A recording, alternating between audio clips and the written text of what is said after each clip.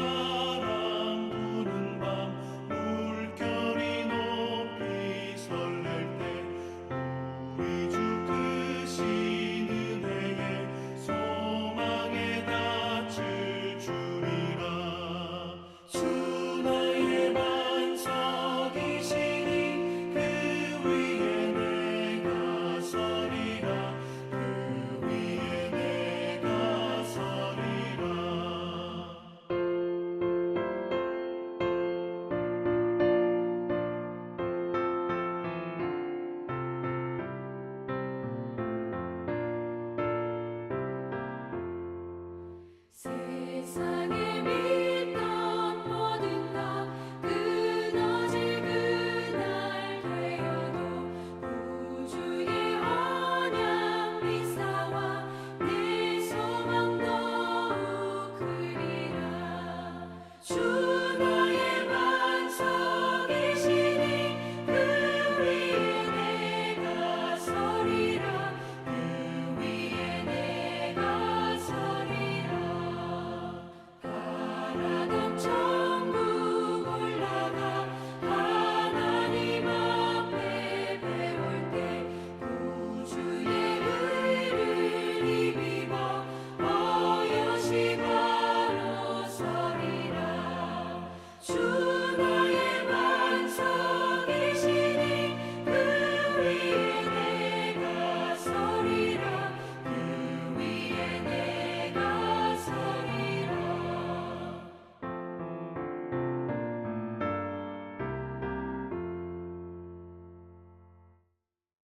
오늘 하나님께서 주시는 말씀은 열왕기하 25장입니다. 18절부터 30절까지의 말씀인데요. 우리 함께 말씀을 읽도록 하겠습니다. 18절 말씀부터 함께 봅니다. 시위대장이 대제사장 스라야와 부제사장 스바냐와 성전 문지기 세 사람을 사로잡고 또 성중에서 사람을 사로잡았으니 곧 군사를 거느린 내시 한 사람과 또 성중에서 만난 바 왕의 시종 5사람과 백성을 징집하는 장관의 서기관 한 사람과 성중에서 만난 바 백성 60명이라. 시위대장 느부사라단이 그들을 사로잡아 가지고 리블라 바벨론 왕에게 나아가매 바벨론 왕이 하마 땅 리블라에서 다 쳐 죽였더라. 이와 같이 유다가 사로잡혀 본토에서 떠났더라. 유다 땅에 머물러 있는 백성은 곧 바벨론 왕 느부갓네살이 남긴 자라. 왕이 사반의 손자 아히감의 아들 그달리아가 관할하게 하였더라. 모든 군대 지휘관과 그를 따르는 자가 바벨론 왕이 그달리아를 지도자로 삼았다 함을 듣고 이에 느다니아의 아들 이스마엘과 가레아의 아들 요하난과 느도바 사람 단후멧의 아들 스라야와 마아가 사람의 아들 야사니아와 그를 따르는 사람이 모두 미스바로 가서 그달리아에게서 나아가매 그달리아가 그들과 그를 따르는 군사들에게 맹세하이르되 너희는 갈대아인을 섬기기를 두려워하지 말고 이 땅에 살며 바벨론 왕을 섬기라. 그리하면 너희가 평안하니라 하니라. 7월의 왕족 엘리사마의 손자 느다니아의 아들 이스마엘이 부하 10명을 거느리고 와서 그달리아를 쳐서 죽이고 또 그와 함께 미스바에 있는 유다 사람과 갈대아 사람을 죽인지라. 노소를 막론하고 백성과 군대 장관들이 다 일어나서 애굽으로 갔으니 이는 갈대아 사람을 두려워함이었더라.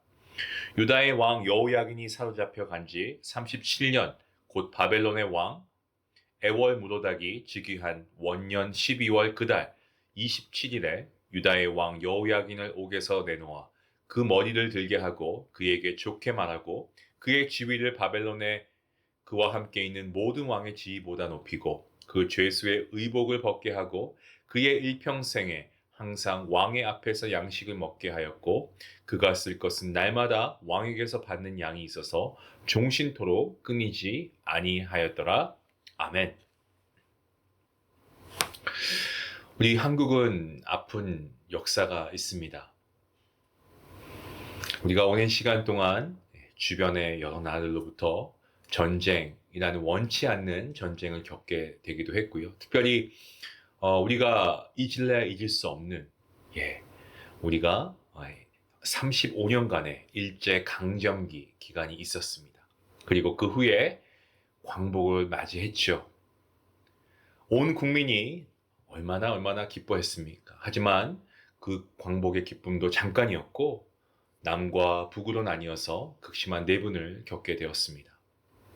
일본의 무장 해제를 위해서 이 한반도를 북위 38도선을 경계로 남과 북으로 나누어서 북쪽은 소련군이 그리고 남쪽은 미군이 진주하여서 이 군정을 실시하지 않았습니까? 그런데 이것이 고착화되어서 남과 북에 각자의 정부가 들어섰습니다. 이후에 여러분이 아시는 바와 같이 이 적화 공사나 무력 통일을 구실로 침략한 북한으로 인해서 민족의 비극이 시작되었습니다. 바로 6.25 전쟁이 발발했는데요. 우리나라의 역사를 볼 때마다 어떻습니까? 우리의 의지가 아니고 이 주변 강대국의 입김에 좌지우지 되었던 경우가 참 많았던 것 같습니다. 사실 이러한 모습은 비단 우리나라에만 해당되는 것은 아니죠. 모든 약소국이라고 한다면 그러한 약소국들은 모두 겪었고 또 지금도 겪고 있는 것을 우리가 보게 됩니다. 예전에 여러분 기억하실 겁니다. 발표되었던 발표문 가운데 한미 미사일 지침 개정안 소식을 우리 한국 국민이 듣지 않았습니까? 그때 누구나가 이 주권 국가가 미사일 거리를 스스로 결정하지 못하고 미국의 허락을 받아야 하나? 라고 하는 이런 굴욕적인 어떤 생각을 아마 국민이라면 다 하셨을 겁니다. 물론 이것은 한반도만이 지니고 있는, 이 한반도만이 가지고 있는 어떤 특수한 상황으로 인한 것이라고 하지만 6,000km를 넘어서 1만 km까지 날아가는 이 대륙간 탄도미사일 기술을 보유하고 있는 북한에 대해서 불과 800km 미사일로 대응하겠다. 뭐 이런 훈련하는 셈이니까 우리나라 국민들이 굴욕적인 생각을 갖는 것은 어떻게 보면 너무나 당연한 것 아니었겠습니까? 우리가 살펴보고 있는 이스라엘 역시도 당시에는 어떻습니까? 주변 강대국의 눈치를 많이 보고 있었습니다. 남유다는 하나님의 말씀을 거역하면 어떻게 된다는 사실을 이 북이스라엘의 멸망을 통해서 목격했습니다. 그럼에도 불구하고 그들은 여전히 이 죄와 악의 유혹에서 벗어나지 못했습니다. 그뿐만이 아니고 하나님께 의지하기보다는요, 오히려 주변 강대국을 더욱더 의지했습니다. 애굽 그리고 바벨론 사이에서 갈팡질팡하다가 결국에 북이스라엘 멸망 후에 150년이 지난 시점에서 바벨론에 의해서 멸망당하게 되었습니다. 바벨론은 어떻습니까? 예루살렘 성벽을 파괴하고 여호와의 성전과 그리고 왕궁과 예루살렘의 모든 집들을 다 불살라 버렸습니다. 특히 하나님이 거하시는 성전의 파괴는요, 이스라엘 국민들에게는 그야말로 경악할 만한 사건이 아닐 수 없었습니다. 바벨론은 예루살렘을 철저하게 파괴한 것으로 그치지 않습니다. 그리고 유다의 종교적이고 또 정치적 이러한 지도자들을 림나로 데리고 가서 다 처형하지 않습니까? 뿐만 아니고 이 3차 바벨론 포로로서 사로잡은 유다 백성들을 이 바벨론의 각처로 다 끌고 갑니다. 하나님의 백성으로 선택받은 유다는 하나님께서 약속하시고 인도해 주신 약속의 땅에서 추방당하게 되었습니다. 이 사건은요, 하나님을 저버린 이스라엘을 향하신 하나님의 그야말로도 엄중한 심판이었습니다. 자, 그런데 여러분, 이 심판을 지켜보시는 하나님의 심정은 어떠했을까요? 글쎄요, 우리가 표현할 수 있는 어떤 그런 최고치의 표현은 아마 이런 게 아닐까요? 억장이 무너지는 그러한 심정, 바로 하나님의 마음이 아니셨을까 생각합니다. 얼마나 비통하셨겠습니까? 자, 이 와중에 일어난 사건이 본문 22절부터 26절 말씀에 기록되어 있습니다. 바벨론은 이 점령지를 본국에서 관리나 또 자국민을 보내서 직접 통치한 것이 아니고요. 점령지의 사람들로 하여금 스스로 통치할 수 있는 자치제를 실시해서 세금과 조공을 받아갔습니다.